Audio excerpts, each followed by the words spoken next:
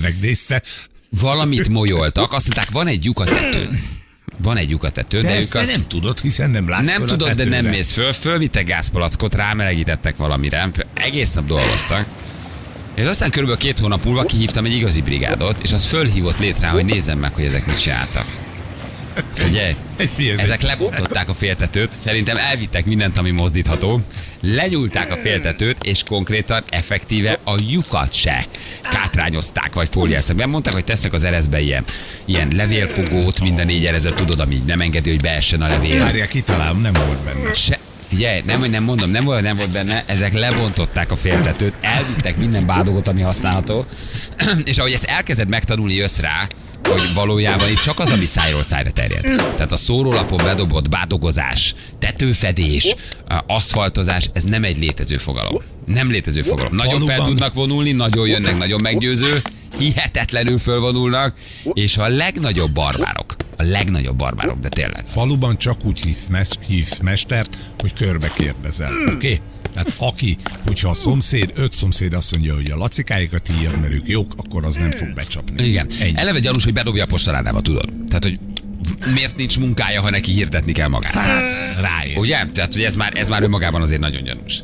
De mondom, én ezt megjártam kertépítéssel, én ezt megjártam tetőfedéssel, ezt megjártam ácsmunkával. Tehát ez mindennel, amit lehet a házba, azt te megjárod, míg meg nem tanulod. Te ez voltál nem, ez az nem a így megy. csávó, akinek körbeadták a lakcímét, hogy figyeljetek, Figyelj. akik egy hapsi, érted, nem tudom, tök mindegy, oda bármit mentek, mindent bevesz a hapsi, és jól fizet, menjetek hozzá.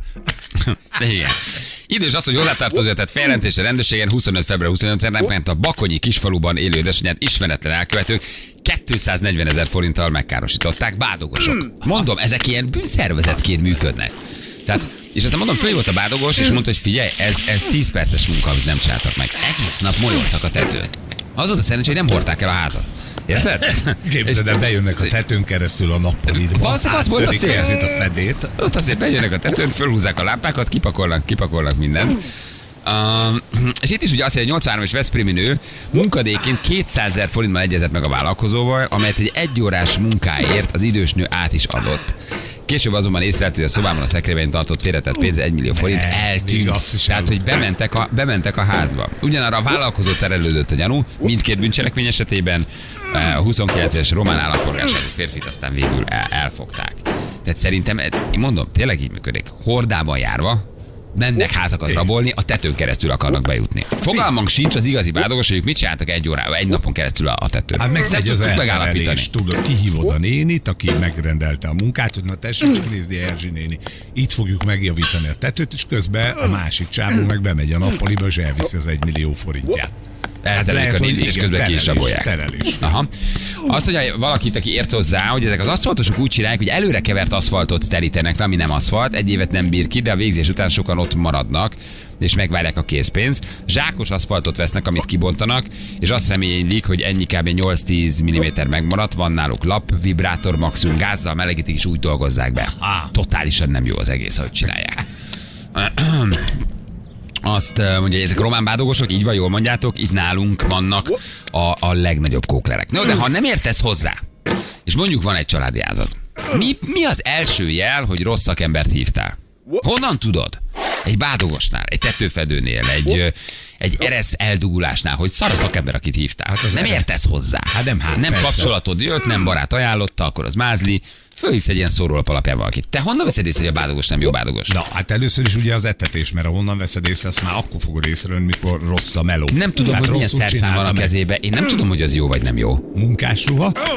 Itt már megalapozod ugye a magabiztosságát. Hogy a munkásruhában jön, van meggyőző. nála egy szerszámos láda. Hogy mi kell a bádogosnak? Szerintem kell egy bádogos olló, amivel vágja a bádogot. Na de te meg tudod mondani, hogy néz ki egy bádogos olló? Nem tudom megmondani. Valószínűleg sokan vagyunk ezzel még így együtt. Tehát, hogyha bármilyen szerszám van a kezében, akkor mi azt sajnos megszívjuk. Ennyi. Igen. Azt hívják, hogy onnan tudod, hogy a szerszámot tőled kér. Igen, nincs véletlenül egy egésztője. Igen. Azért az így erős. Igen, a szerszámot tőled kér, igen. Nincs nála létra, az gyanús. Hát Hát igen, mert nem tud. De azt mondja, hogy mit tudom, egy személykocsival járunk, mert így olcsóbbak vagyunk. Ha van egy léteráj, akkor meg tudjuk csinálni. Az se lehet rossz. Igen, erről nincs foguk, az egy nagyon fontos. Igen. Valaki csak annyit, voltunk már rossz címen bontani. Tehát ők rossz címre mentek bontani. Igen. Onnan tudom, hogy retrót hallgattak a munkások. Igen, román rendszám, az is nagyon gyanús. Egyébként nincs náluk létre. Igen. De nem csak ilyen. Mamánál is ezek a román bádogosok csengetek, elhajtottam őket. Na látod? Aha. Tehát, hogy az aszfaltozási bádogozás, mondom, Ez a kettő. hordaszerű rablás van. Nagyon kell vigyázni az embernek. Na, tetőjavítás, ugye azt mondtad, hogy 270 000, van egy olyan hallgatónk, aki plusz 3 millió. 3M. 3 millió mi? Hát, az tűnt el. 3 millióval többet kell.